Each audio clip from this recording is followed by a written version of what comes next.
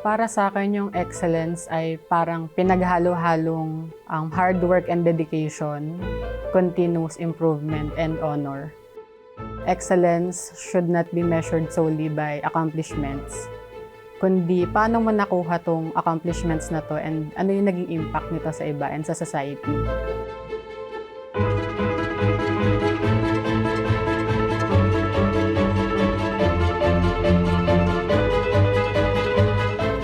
Ako po si Joey Ann Aguinaldo or Joey na lang, isa po akong full-time artist. Bata pa lang po ako, mahilig na akong mag-drawing. I was influenced by my father.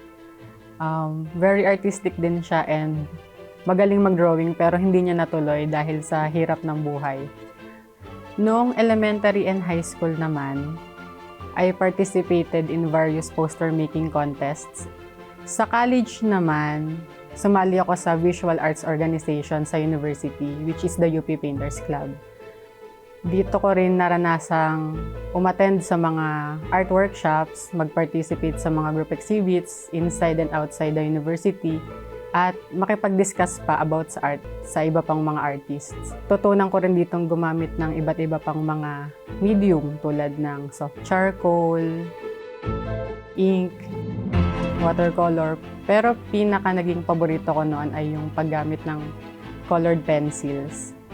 Nahilig akong gumawa ng mga realistic portraits dahil very fascinated ako sa diverse features ng mga mukha. Ngayon, pareho kong pinapractice yung oil and acrylic. Kasi yung surface na ginagamit ko, nagbabago na rin eh. And para sa akin, parang may added dimension yung paggamit ko nito. And gustong-gusto ko yung unique blending capabilities ng oil and acrylic. Dahil dito sa mga experiences ko na to, namulat ako sa power ng visual storytelling. Gusto kong ipakita doon sa artwork ko ay una, yung kakayanan nitong makapag-storytelling and makapag-communicate ng narrative to convey a clear message. Yung ipakita yung experiences ng depicted individuals. Next ay realism. Yung the need to capture the realities of the individual.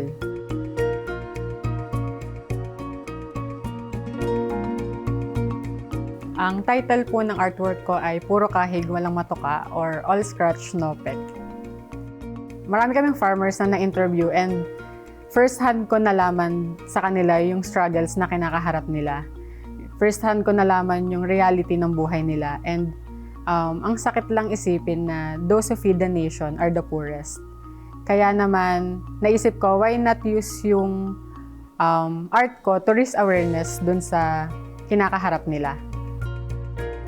Yung mga upuan na ginamit ko dito, pinag-isipan ko rin yan. Gusto ko ng something relatable sa viewers. Kaya nag-come up ako na why not use na lang yung mono black. Ginamit ko rin yung colors ng Philippine flag sa mga damit ng ating farmers kasi gusto kong ipakita na tong mga farmers na to ay Filipino. Yung mga tao naman sa likod, yung black and white na tao sa likod, nire-represent nila yung families ng farmers. Malaki naging impact sa akin nitong artwork na to. Binigyan ako nito ng newfound confidence. Before ko gawin tong painting, I often doubted myself and questioned whether I could truly make a mark in the art world. Pero dahil sa hard work and dedication, something remarkable happened. I saw myself grow not only as an artist but also as an individual. Pero hindi lang personal growth yung naitulong nito sa akin. Binigyan din ako nito ng opportunities that I never imagined. Kasi matagal ko na rin gustong sumali po ng MADE. Nalaman ko kung paano natulungan ng MADE yung mga baguhang artist na tulad ko na makilala pa sa art world. Before MADE, I was just confined to my room, gumagawa ng mga commissions. Pero dahil sa MADE, my world as an artist really expanded. Na-realize ko na ang laki at ang lawak pala ng art community dito sa atin and sobrang saya ko maging part nito.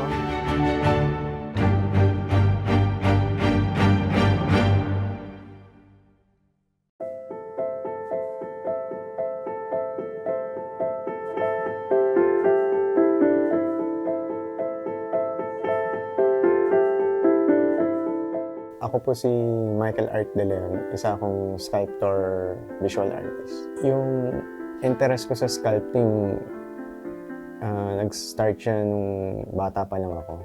Saka naalala ko din na binilan ako ng ng magulang ko ng modeling clay, yung pambatang clay.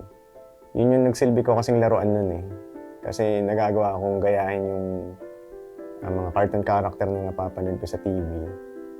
Tapos kahit walang artist dun sa pamilya namin, nagawa kong madiscover yung mga gusto kong gawin. Tapos eventually, nung nag-college ako, gusto kong kumuha ng kursong fine arts. Kahit na ayaw siya ng magulang ko. Tapos may kamag-anak din na dinidiscourage din ako na kunin ko yung course na yun kasi daw wala daw pera, wala daw magiging trabaho. Saka sayang lang daw sa matrikula. Pero kahit ganun yung naririnig ko nun, nagpatuloy ako parang sinunod ko pa rin yung gusto ko hanggang sa mapapayag ko rin yung magulang ko. Tapos nung fine art student na ako, yun, na-introduce ako sa iba't ibang klaseng art material, mga art techniques, tapos sumasali din ako ng mga national student art competition.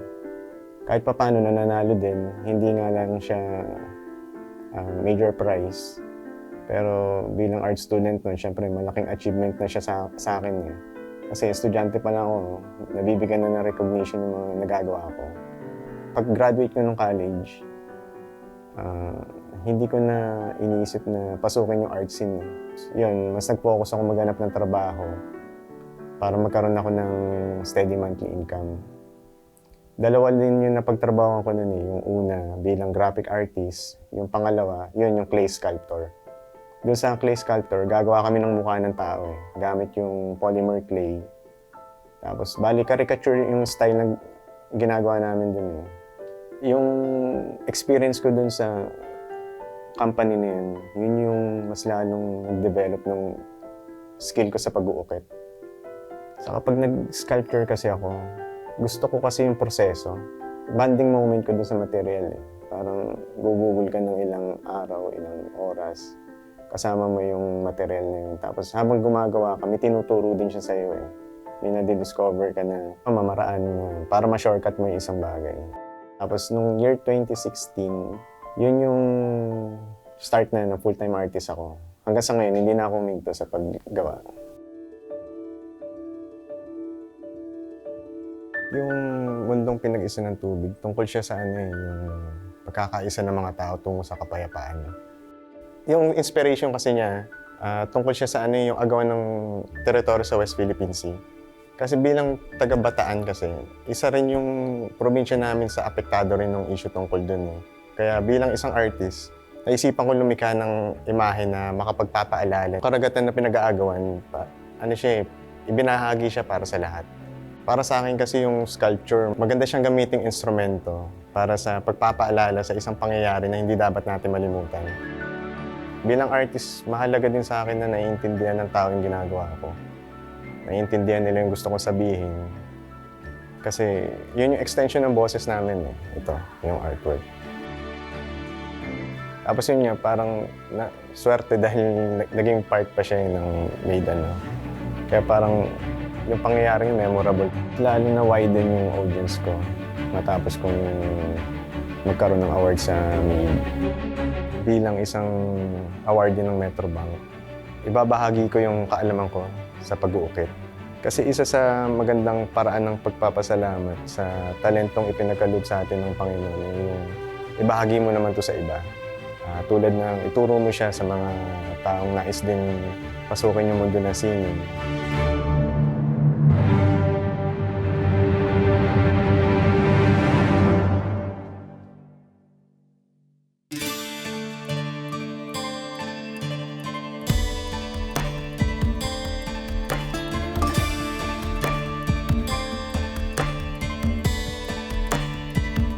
I'm Lieutenant Colonel Joseph J. Bitangpur, Philippine Air Force.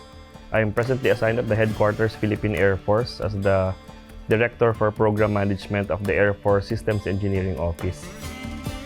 Sa totoo lang, it wasn't my dream to become a military guy, or I really wanted to become a lawyer. Graduate ako ng Political Science from the Bicol University. Kaso nga lang, My parents were not financially capable to send me to a law school.